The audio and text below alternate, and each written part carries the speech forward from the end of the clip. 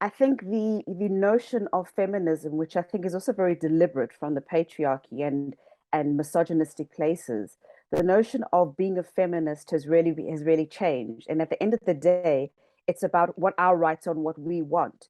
So my what I want is very different from what Patience wants, and yet at the same time, I still respect where Patience is coming from, and I respect her agency and her body and who she is and what she has to say.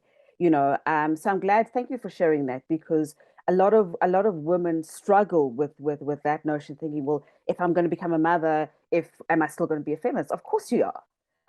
In fact, and I'm sure the process and the journey is a lot more powerful, because what a woman goes through, when having a child is, I'm sure, is an amazing journey. But at the same time, like myself, who for personal reasons I chose not to have children, but doesn't make me more of a feminist than somebody who's given birth to three or four children. I remember like why I was very drawn to bell hooks, for instance, is that power of choice. Like I love community, yes, but I love the idea of feminism giving you the power to decide for yourself and determine what is it that makes you powerful. And I think that's what I admire most about Stella. It's like it doesn't matter what the community says. For instance, during her campaigns, some interviewers, media personnel would gaslight her about like the LGBTQIA rights. And they knew, because she wanted Kampala votes, and Kampala is a very complicated area in terms of that. It's very homophobic. And I think they expected should be like, let's not talk about that right now, but she would not. She would just, and she knew deep inside that, Kampala would not listen if she started talking about the fact that gay people exist in the city, and they wanted her to silence that conversation. She should be like openly saying, these are all my constituents. I want you to know that they are there and they exist, and I stand up for all of them.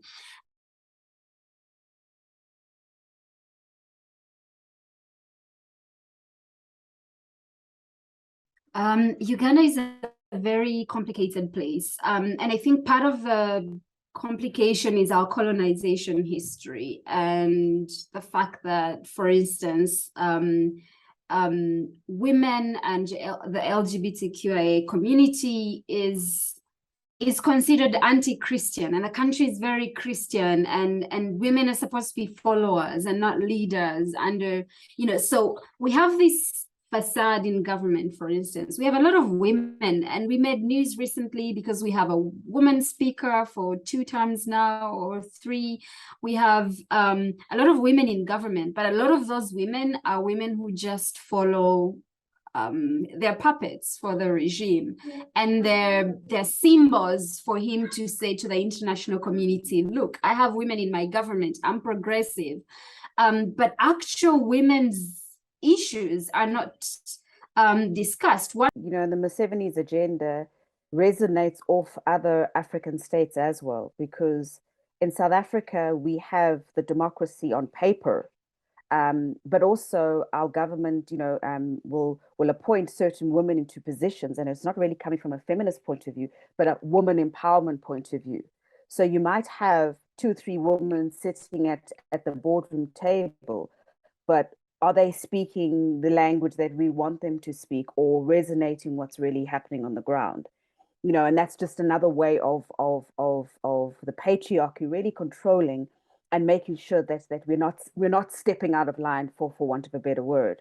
And then also I think it's also very important what Stella's doing, particularly with the trans community, because as I said, as South Africa, we got a democracy on paper, but for LGBTQI rights for everybody, to be seen and to be heard, has been a great struggle over the last couple of years, and the lack of representation and the lack of research and knowledge. And I think that resonates across the continent.